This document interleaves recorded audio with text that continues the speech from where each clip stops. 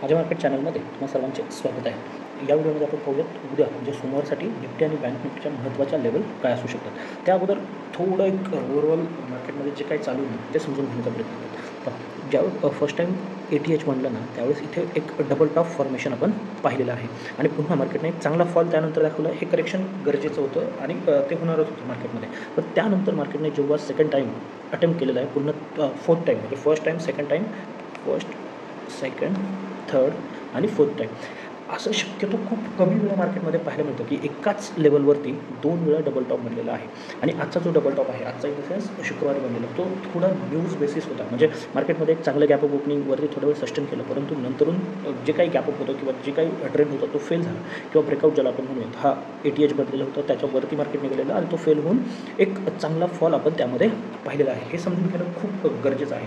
जर हा fall news बेसिसवरती होता आणि न्यूज आता सगळ्यांच्याच कानी पडलेली असेल की ज्या पद्धतीने टॅक्स वाढवण्याचा प्रकार किंवा जे काही रूमर्स होते म्हणजे FMनी आपल्या डिक्लेअर केलेलं आहे की ते रूमर्स होते. जर त्या ॲक्च्युअलमध्ये रूमर्स असतील तर सोमवारी एक चांगला बाउन्स बॅक आपल्याला पाहायला मिळू शकतो. आणि जर सोमवारी बाउन्स बॅक आला ना तर मग आपल्याला ही लेवल आता 4 वेळेस टेस्ट झालेली आहे. नंतर याच्यावरती मार्केट सस्टेन होण्याची आणि अगदी 23,000पर्यंत जाण्याची शक्यता आहे. 23,000 आपण सोमवारसाठी नक्कीच पाहत नाही आहे परंतु याच्यावरती मार्केट सस्टेन होऊन पुन्हा एक अपट्रेंड कंटिन्यू करण्याची शक्यता आहे जर या गोष्टींचा जास्त इम्पॅक्ट मार्केटवरती पाहायला मिळाला नाही तर. अदरवाईज काय होऊ शकतं हे आपण 5 मिनिटाच्या किंवा 15 मिनिटाच्या कॅन्डलवरती पाहूयात. परंतु ओव्हरऑल समजून घेण्यासाठी हे खूप महत्त्वाचं आहे. कारण का फर्स्ट टाईम हा जो फॉल होता किंवा हे जे करेक्शन होतं ना ते प्राईज ॲक्शनला धरून होतं किंवा ज्या पद्धतीने प्राईज ॲक्शन दिसते तसं होतं. परंतु हे थोडं अनएक्सपेक्टेड होतं. त्यामुळे मी स्वतः इथे कोणताही पुट ट्राय केलेलं नाही आहे. अगदी परफेक्टली इथे जाताना BTST घेऊन गेलेलो होतो गॅप ऑफ ओपनिंगला त्याच्यामध्ये चांगला प्रॉफिट झाला. परंतु हा पूर्ण फॉल आम्ही शुक्रवारी सोडून दिलेला आहे. कारण का इथे एक सपोर्ट होता इथून बाउन्स बॅक येईल असं वाटलं होतं त्यानंतर एक बाउन्स बॅक येईल असं वाटलं होतं परंतु तसं पूर्ण दिवसभरामध्ये पाहायला मिळालं नाही. 1 तासाची कॅन्डल आहे त्यामुळे जास्त लक्ष देत नसेल. आपण 5 मिनिटाच्या कॅन्डलवरती गेलो तर अगदी क्लिअरली लक्षात येईल कुठेही चांगला सपोर्ट घेऊन मार्केट वरती येण्याचा प्रयत्न झालेला नाही आहे. जर तुम्ही विकली अनालिसिसचा व्हिडिओ पाहिला नसेल तर तो एकदा पाहून घ्या. त्यामध्ये हा जो काही सपोर्ट आता तुम्हाला ड्रॉ केलेला दिसतो ना त्याचं महत्त्व लक्षात येईल. आता सोमवारी आपण कशा पद्धतीने कामकाज करू शकतो खास करून निफ्टीमध्ये. आता ज्या ठिकाणी आहोत ना तिथे ही लेवल मार्क करून ठेवा.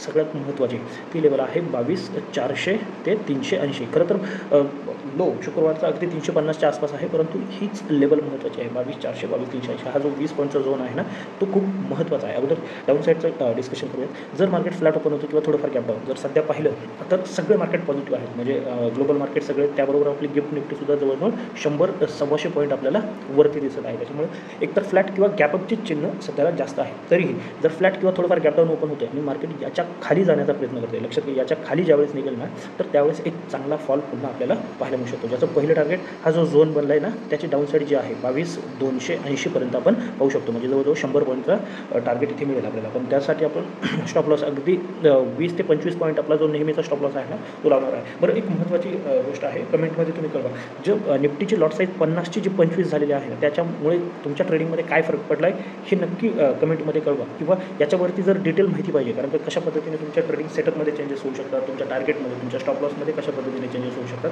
आणि याने तुमच्या ब्रोकरेजवरती किती परिणाम होऊ शकतो याविषयी एक डिटेल व्हिडिओ आपण लवकरच घेऊन येण्याचा प्रयत्न करूया. परंतु तुम्हाला काय बदल जाणवतो हे नक्की कळवा. त्यानंतर आपलं 20 ते 25 पॉईंटचा जो काही स्टॉप लॉस आहे तो आणि 1:2 1:3 या पद्धतीचं टार्गेट तुम्ही सेट करू शकता. जर ह्याला कदाचित 22,280सुद्धा ब्रेक झालं तर त्याच्याखाली जी लेवल आहे ती 22,160पर्यंत तुम्हाला घेऊन जाऊ शकते. म्हणजे टार्गेट थोडे मोठे आहेत 100चा पॉईंट तर मध्ये चांगला सपोर्ट नाही आहे. पण जर याच्या खाली जातोय तरच.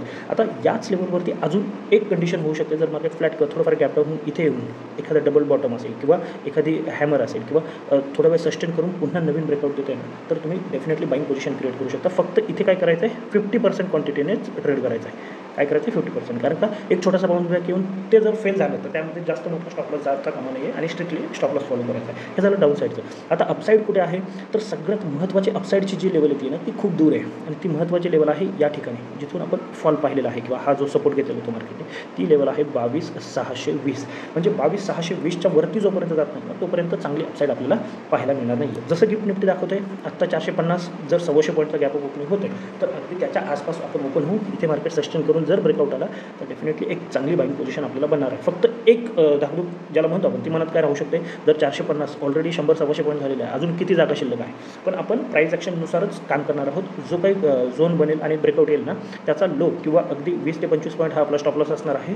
1:2 1:3 हे आपलं टार्गेट असणार आहे. हे अगदी मनाशी पक्क ठेवा की आपल्याला याच पद्धतीने टार्गेट सेट करायचे आहेत.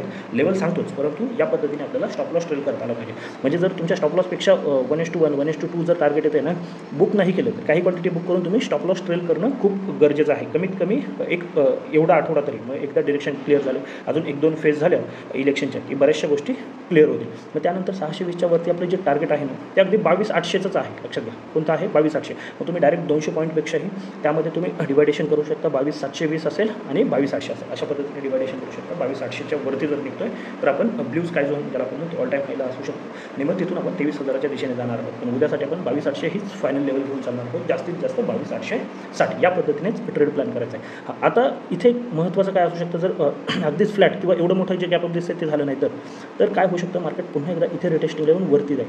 जो काही नवीन ब्रेकआउट असेल ना त्याला आपण ट्रेड प्लॅन करणार आहे किंवा इथे सस्टेन करून ब्रेकआउट आला तर त्या ब्रेकआउटला ट्रेड प्लॅन करणार आहे.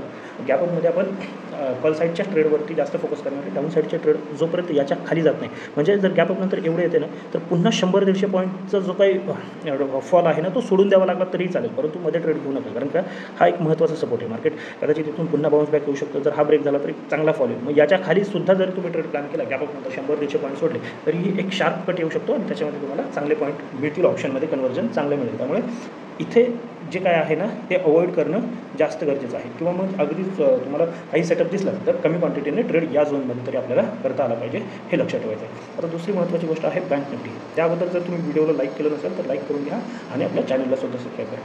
बँक निफ्टी थोडं क्रिटिकल आहे. सगळ्यात बँक निफ्टीसाठी एक महत्त्वाची गोष्ट काय आहे तर कोटक बँकचा जो रिझल्ट आहे ना तो चांगला आहे, अगदी पॉझिटिव्ह रिझल्ट आहे आणि त्याचा इम्पॅक्ट कदाचित आपल्याला उद्या पाहायला मिळू शकतो. जवळजवळ 8-9% वेटेज आपल्याला बँक निफ्टीमध्ये कोटकचं पाहायला मिळते आणि निफ्टीमध्ये 2-2.5%च्या आसपास काहीतरी आहे, एक्झॅक्ट आठवत नाही होता, परंतु 2%च्या आसपास आहे. मग त्याचा इम्पॅक्ट निफ्टीपेक्षाही बँक निफ्टीवरती आपल्याला चांगला पाहायला मिळू शकतो. मग इथे ट्रेड प्लॅन करताना महत्त्वाच्या लेवल काय असू शकतात तर ही जी लेवल आहे 49,150 या लेवलच्या वरती जोपर्यंत जात नाही तोपर्यंत आपल्याला चांगली बाईंग सिच्युएशन मिळणार नाही आहे. याच्यावरती अगदी 49,600पर्यंतचं टार्गेट आहे, म्हणजे 400-500 पॉईंट अगदी फ्री फ्लोमध्ये आपण पाहू शकतो. मध्ये आहे एक 100-200 पॉईंटचे वरती एक रेजिस्टन्स आहे, म्हणून आपण जे नेहमीचं सूत्र वापरतो 30 ते 35 पॉईंटचा स्टॉप लॉस असेल. 1:2 आणि 1:3 हे टार्गेट, म्हणजे 150च्या वरती जर तुम्ही बाईंग पोझिशन क्रिएट करताय आणि 300च्या आसपास जाऊन जर मार्केट थांबतं ना तर ॲटलिस्ट बाईंगला स्टॉप लॉस घेऊन यायचं. जरी फेल झाला तो ब्रेकआउट तरीही आपला नुकसान होणार नाही, आपण कॉस्टला बाहेर पडू. याच्यावरती टार्गेट हेच असणार आहे. सध्याला जिथे बंद आहोत जेवढं गॅपअप दिसते कदाचित याच्या आसपास आपण ओपन होऊ. आता सगळ्यात महत्त्वाचे केस काय राहू शकते, जर फ्लॅट ओपन होते आणि मार्केट खाली येते तर लक्षात घ्यायचं जोपर्यंत 48,660 ब्रेक होत नाही तोपर्यंत डाऊन साईडचा विचारसुद्धा करायचा नाही.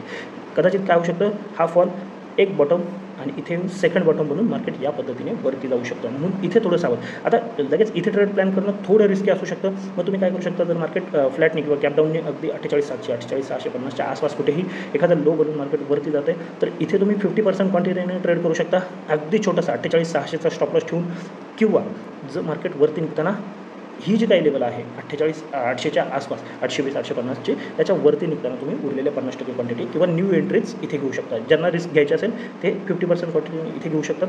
अदरवाईज डायरेक्ट याच्यावरती तुम्ही ट्रेड प्लॅन करू शकता. नेहमीचा फॉर्म्युला 30 ते 35 पर्यंत स्टॉप लॉस, मग 1:2. मग यानंतर 49,000 पहिलं टार्गेट, 49,150, त्यानंतर 300 आणि 49,600 या टार्गेटसाठी प्लॅन करू शकता. शुक्रवारी फॉल झाला आहे म्हणून घाबरून जायचं नाही आहे किंवा ते न्यूज बेसिस होता किंवा काय होतं ते सगळं आपल्याला सोमवारी समजणार आहे. आणि आता सध्याला जे गिफ्ट निफ्टीमध्ये दिसते, ग्लोबलमध्ये दिसते, त्यानेही जास्त भारावून जाऊन गॅपअप ओपन झाल्या ट्रेड प्लॅन करायचा नाही आहे. मार्केटला एकतर सस्टेन करू द्या किंवा काहीतरी फॉर्मेशन करू द्या सोमवारी, त्यानंतरच आपल्याला ट्रेड प्लॅन करायचा आहे. सध्याला गेल्या काही दिवसापूर्वी आपण विक्सविषयी चर्चा केलेली होती. पहा विक्सही आता बऱ्यापैकी वाढताना पाहायला मिळतोय. हा जो पूर्ण महिना आहे ना यामध्ये अशा पद्धतीचे झटके बऱ्याच वेळा अनुभवायला मिळणार आहेत. त्यामुळे मी रोजच्या व्हिडिओमध्येही सांगेल कदाचित तिथून पुढे, परंतु जरी नाही सांगितलं तर लक्षात ठेवायचं आहे सगळ्यात महत्त्वाचं तुम्ही क्वांटिटी मॅनेज करायच्या आहेत तुमच्या. आणि दुसरं SL स्ट्रिक्ट असलं पाहिजे. 1-2 वेळेस तुमचा SL होऊन मार्केट तुमच्या दिशेने जाईल, परंतु कोणत्याही कंडिशनमध्ये एस एल बरोबर कॉम्प्रोमाइज करायचं नाही आहे. कमीत कमी पुढचा 1 महिना म्हणजे 4 जून जोपर्यंत रिझल्ट होत नाही त्यानंतरचे 2 दिवस तोपर्यंत कसलंही कॉम्प्रोमाइज एस एलच्या बाबतीत करायचं नाही. एस एल 2 जायचे तिथे 4 जाऊ द्यात, काही फरक पडत नाही आहे. एस एलने खूप मोठं नुकसान होत नाही. ज्यावेळेस तुम्ही एस एल लावत नाही त्याच वेळेस तुमचं मोठं नुकसान होतं. यावरती आपण पाहिजे तर सेपरेट व्हिडिओ येत्या 1-2 दिवसामध्ये बनवूयात की ज्यामध्ये फक्त येत्या महिन्याभराची सायकोलॉजी काय असू शकते किंवा कशा पद्धतीने अप्रोच असला पाहिजे यावर चर्चा करूयात. आत्ता महत्त्वाच्या लेवल लक्षात ठेवा. निफ्टीसाठी आहे 22,620 आणि बँक निफ्टीसाठी आहे 49,150. याच्यावरती आपण बुलिश असणार आहोत आणि जी महत्त्वाची लेवल आहे निफ्टीसाठी जी असणार आहे ती 22,380 400चा हा झोन, याच्याखाली आपण बेरिश असणार आहोत आणि इथे 48,660. हा खालच्या लेवल ज्या टार्गेट राहिली सांगायचं 48,600 राऊंड फिगर पकडून चालू. याच्या खाली डायरेक्ट आपण 48,300 आणि 48,050 या लेवल पाहत आहोत आणि यावरतीच आपल्याला फोकस करायचं आहे. मध्ये छोटे मोठे जे काही सपोर्ट रेजिस्टन्स असतील ते आपण आपल्या टेलिग्राम चॅनलला अपडेट करू. तर उद्या बाकीचे जे एक्सपायरी आहेत त्याविषयीचे जे काही लेवल असतील त्या टेलिग्राम चॅनलला अपडेट केल्या जातील. जर तुम्ही जॉईन केलं नसेल तर डिस्क्रिप्शनमध्ये लिंक आहे, जॉईन करून.